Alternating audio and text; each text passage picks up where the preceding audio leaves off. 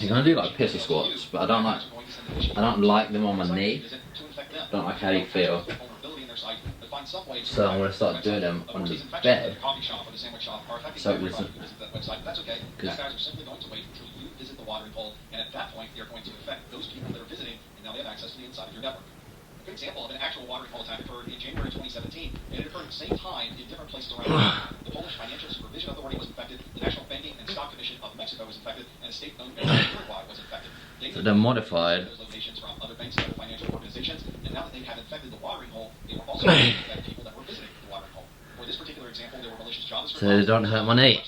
and they narrowed their focus to only provide the malicious JavaScript files to people visiting the very specific IP address ranges. Although there were machines that were blocked from this malicious attack, there were devices that did manage to get infected. We aren't quite sure exactly what the extent of that infection ultimately resulted in, but it was a very good example of a well-honed attack simultaneously across a very large geography.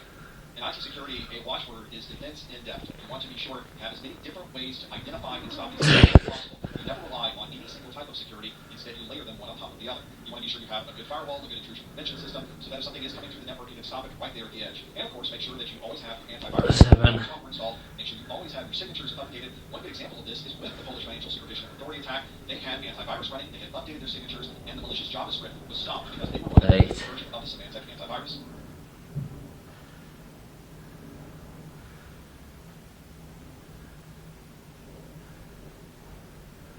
Social engineering is a very low-tech form of a security attack. In fact, it doesn't involve someone else who's trying to gain access by using social engineering techniques. You never know exactly what bad guys are going to come up with next. They're always using different stories and different ideas to try to get information from you using these social engineering techniques. Social engineering may involve one person trying to gain access, or maybe multiple people, multiple organizations acting simultaneously. There are efforts hoping that you will drop your shield and allow them access to anything that they might do. In person or with a phone, it might be somebody who's sending you an email electronically. Sometimes it's somebody who's being very aggressive on the phone. 12. Situation. This is where social engineering becomes very unique. Another example of social engineering that will work out, that looks nice. And it doesn't feel like I'm destroying my knees in the process, which I'm very happy about. Associated with social engineering, the first we'll talk about is authority. Social engineer is the person who's trying to gain access, so they're going to pretend that they have some type of authority that allows them access to this information. They may say they're calling from the help desk, they're in the police department, they might be in the office of the CEO, and instantly it might make us think that we need to provide this information to them. Another principle used in social engineering is intimidation, and it may not be something that is directly focused on you. It may instead be a situation that is intimidating. They might say the bad things will happen if you don't help, or it could be something as simple as saying, well, check aren't going to go out unless I get this information from you. Another term to use is called consensus. You might also hear this referred to as social proof. They're using other people what they've done, trying to justify what they're doing. They might tell you that your coworker was able to provide this information last week. They're not in the office now, so it's something that they can do for them. Social engineers also like to have a clock that's ticking. It needs to be scarcity. In a particular situation, it's only going to be this way for a certain amount of time. We have to be able to resolve this issue before this time is lost.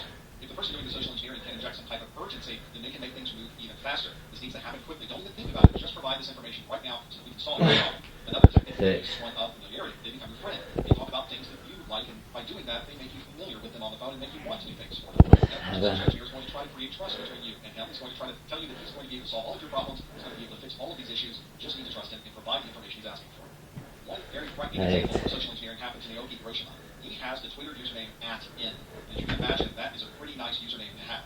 You can read all about this event on his medium.com post. This happened because the bad guy talked to PayPal. He did not talk to Mr. Hiroshima. Instead, PayPal used social engineering to learn what the last 4 digits of his credit card were. He then called GoDaddy because that's where Mr. Hiroshima had all of his websites. He lost his credit card and validated himself with the last 4 digits. GoDaddy said he also needed to know the first 2 digits. 12. And for some See? reason, GoDaddy allowed him to guess. And my knees feel great.